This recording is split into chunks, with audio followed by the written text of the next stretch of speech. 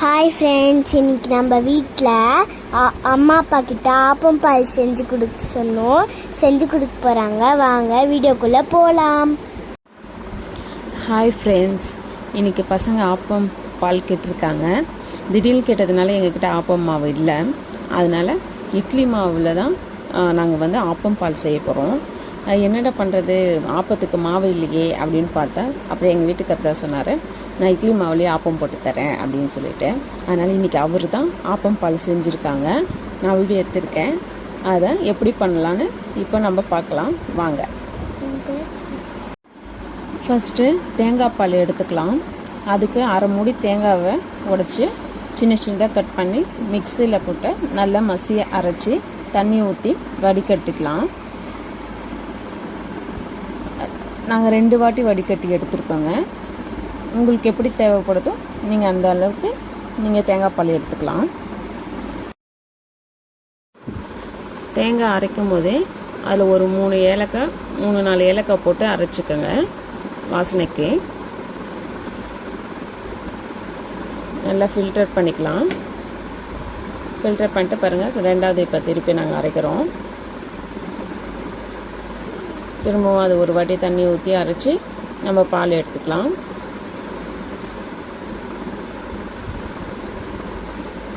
நல்ல மசியை அரைச்சி பால் எடுத்துக்கிட்டோம்.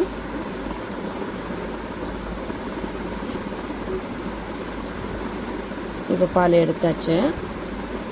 இதை நம்ம கொஞ்ச நேரம் ஒரு 5 நிமிஷம் அடுப்பில் ஒரு லைட்டாக ஹீட் ஆகிற அளவுக்கு வைக்கணும். தேவையான அளவு சர்க்கரை போட்டுக்கணும். உங்களுக்கு எவ்வளோ ஸ்வீட் தேவையோ அவ்வளோ அளவுக்கு நீங்கள் சர்க்கரை போட்டுக்கலாம். சர்க்கரை போட்டு நல்லா கரைச்சி விட்டுட்டு 5 நிமிஷத்துக்கு அப்புறம் நீங்கள் வெதுப்பாக இருக்க சொல்லி இறக்கிடணும். கொதிக்க விட்டிங்கன்னா திரியாகிடும், கெட்டு போயிடும் பால். தேவையான அளவு சர்க்கரை போடுறோம்.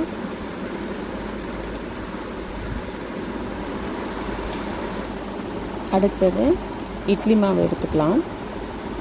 இட்லி மாவு எடுத்துட்டு உப்பு போட்டுக்கலாம் தேவையான அளவு. நல்லா தண்ணி ஊற்றி நல்லா அடித்து கலந்துக்கலாம். மாவு நல்லா கலக்கணுங்க. மாவு நல்லா கலந்து தண்ணியாக கலந்து எடுத்துக்கோங்க. அப்போ தான் ஆப்பம் நல்லா வரும்.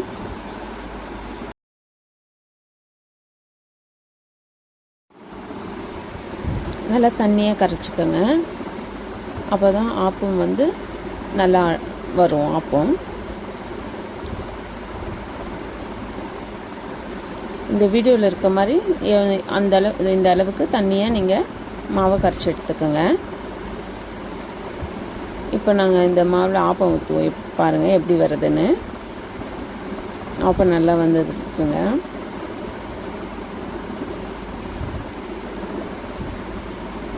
அடுத்தது ஸ்டவ்வில் ஆப்பக்கடாய் எடுத்து வச்சுக்கலாம். 2 ஸ்டவ்லேயும் ஆப்பக்கடாய் வச்சுருக்கோங்க, சீக்கிரமாக ஆகணுன்றதுக்காக. இப்போ பாருங்கள், அவர் ஊற்றுவார் ஆப்பம். 2 கரண்டி மாவு ஊற்றிட்டு அந்த ஆப்பக்கடாயை பிடிச்சி சுற்றணுங்க.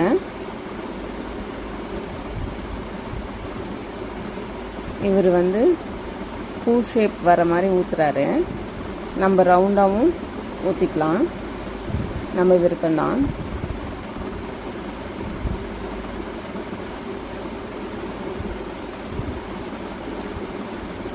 இந்த சைடும் அது மாதிரி 2 கரண்டி மாவு விட்டு கடாயை சுற்றி விடணுங்க. கையில் எடுத்து இந்த மாதிரி சுற்றி விடணும்.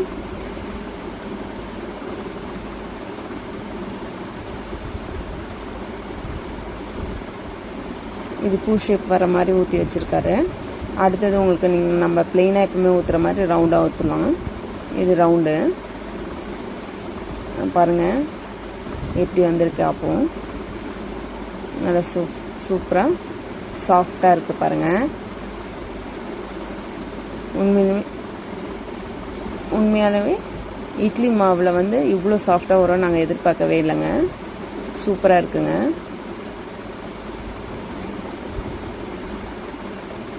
அப்போ நல்லா இருந்தது பார்க்கறதுக்கு.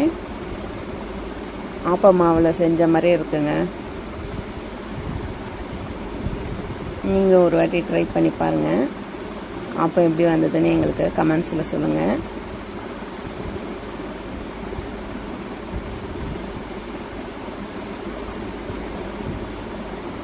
பாருங்கள், இந்த மாதிரி ஓரம் வரலைன்னா நம்ம கத்தியில் கொஞ்சம் லைட்டாக எடுத்துடுங்க. அழகாக வந்துடும்.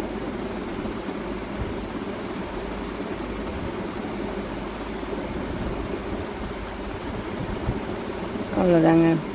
இப்போ அப்போ நாங்கள் எல்லாம் ஃபுல்லாக சுட்டுட்டு நாங்கள் எல்லோரும் ஒன்றா உட்காந்து சாப்பிட போகிறோங்க. நீங்கள் எப்படி உங்கள் வீட்டில் சாப்பிடுவீங்க? எல்லோரும் ஒன்றா சாப்பிடுவீங்களா ஃபேமிலியோட, இல்லை தனித்தனியாக சாப்பிடுவீங்களான்னு எனக்கு கமெண்ட்ஸில் சொல்லுங்கள். நாங்கள் எப்போவுமே வீட்டில் இருந்தால் நாங்கள் எல்லாருமே ஒன்றா தாங்க உட்காந்து சாப்பிடுவோம்.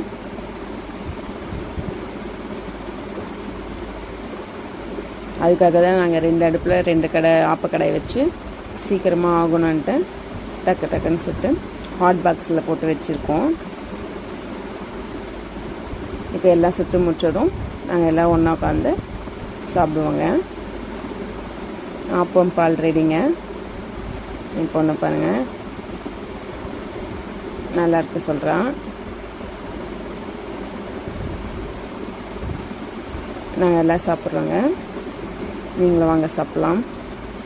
நன்றி.